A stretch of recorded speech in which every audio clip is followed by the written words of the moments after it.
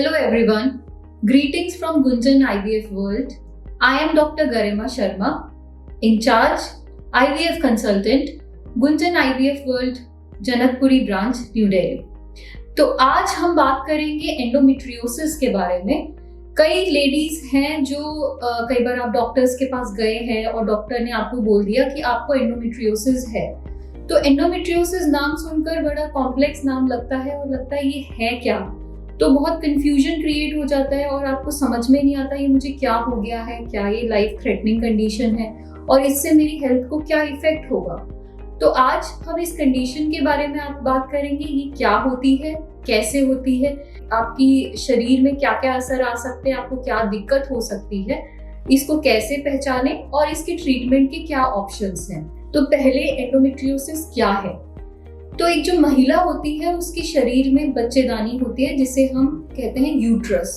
अब इस यूट्रस में के अंदर एक लेयर होती है, इस लेयर को जो हम अपने टर्म में एंडोमेट्रियम कहते हैं, जो बच्चेदानी की लाइनिंग होती है।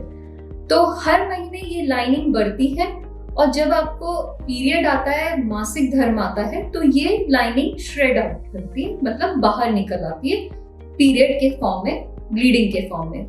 अगर यही लाइनिंग जो यूट्रस के अलावा, मतलब आपके बच्चेदानी के अलावा दूसरे ऑर्गन्स में पहुंच गई, जैसे आपके अंडाशय, जैसे ओवरी में, या फिर आपके फैलोपियन ट्यूब्स में, या आपके ब्लैडर मतलब पेशाब की थैली में, या फिर पीछे आपके पॉटी के रास्ते, या फिर आपके दूसरे ऑर्गन्स में पहुंच गई, तो इसको हम कंडीशन को कहते हैं एंडोमेट्रियोसिस।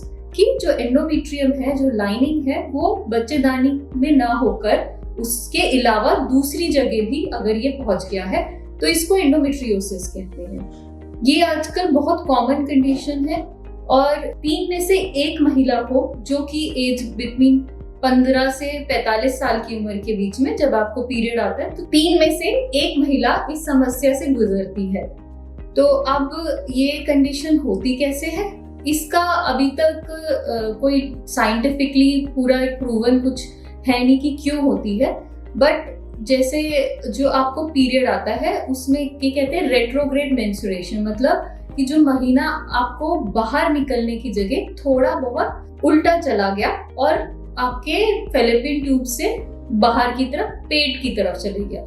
तो बाहर की जाने के अलावा अगर वो पेट की तरफ भी पीरियड चला जाए तो वो जो सेल्स हैं जो यूट्रस में प्रेजेंट होते हैं, जो एंडोमेट्रियम लाइनिंग, वो अंदर पहुंच जाती है और वहां पे वो ग्रो करने लग जाती है। तो अब जैसे नॉर्मली आपको पीरियड आ रहा है, जो पीरियड जो आपको आता है उसकी लेयर जो हार्मोन के असर से बनती है, तो जब आपको पीरियड आता है तो वो जो हार्मोन की लेयर बाहर श्रेड हो गई तो वो तो बाहर निकल गई, लेकिन अगर वो आपके पेट में होगी, मतलब कि आपकी फैलोपियन ट्यूब्स या फिर आपके अंडेदानी में होगी, तो उसको लेयर बढ़ती है लेकिन उसको उस पीरियड वाले ब्लड को बाहर निकलने की कोई जगह नहीं मिलती, तो वो वहीं पर इकट्ठा होता रहता है। अब वो वहां इकट्ठा हो जाता है, उसके कारण आसपास के जो अंग होते हैं चिपक जाते हैं उससे, वहां पे सूजन हो जाती है वहां पे, और एडहेशंस जिसको कहते हैं, मतलब चिपक जाते हैं सारी ऑर्गन्स। तो इस कारण ये आपसे को समस्याएं पैदा हो जाती है। और जैसे जो ओवरी है उसमें एक सिस्ट नुमा मतलब स्ट्रक्चर बन जाता है कि वहां पे खून इकट्ठा होता रह रहा है लेकिन वो बाहर नहीं आ पा रहा है, तो वो इकट्ठा होकर एक सिस्ट बना देता है। इसमें जो खून होता है वो काले रंग का हो जाता है, इसीलिए इसे चॉकलेट सिस्ट कहते हैं। मतलब एक चॉकलेट सिस्ट का स्ट्रक्चर ले लेता है, जो कि खून भरी हुई एक गांठ होती है।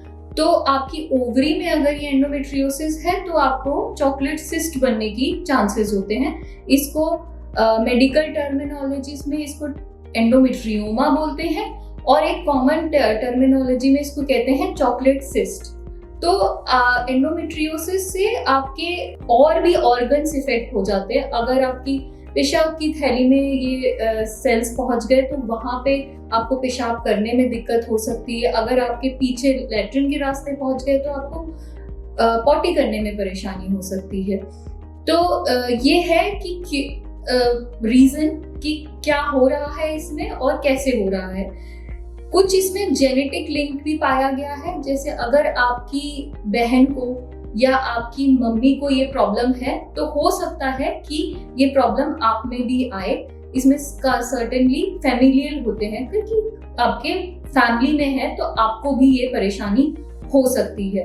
बट अभी भी एक ठोस कारण नहीं पता चल पाया है ये होती क्यों है। बट ये बहुत कॉमन है कि जो करीबन 30% महिलाएं जो कि जो एज 15 से 45 के बीच में है, उनको ये परेशानी हो सकती है। तो अब इससे आपको क्या क्या लक्षण होंगे, मतलब कि आपको क्या समस्याएं हो सकती हैं। इससे समस्या एक होगी कि आपको हो सकता है पेनफुल पीरियड्स हो, मतलब महीने के दौरान काफी पेन हो।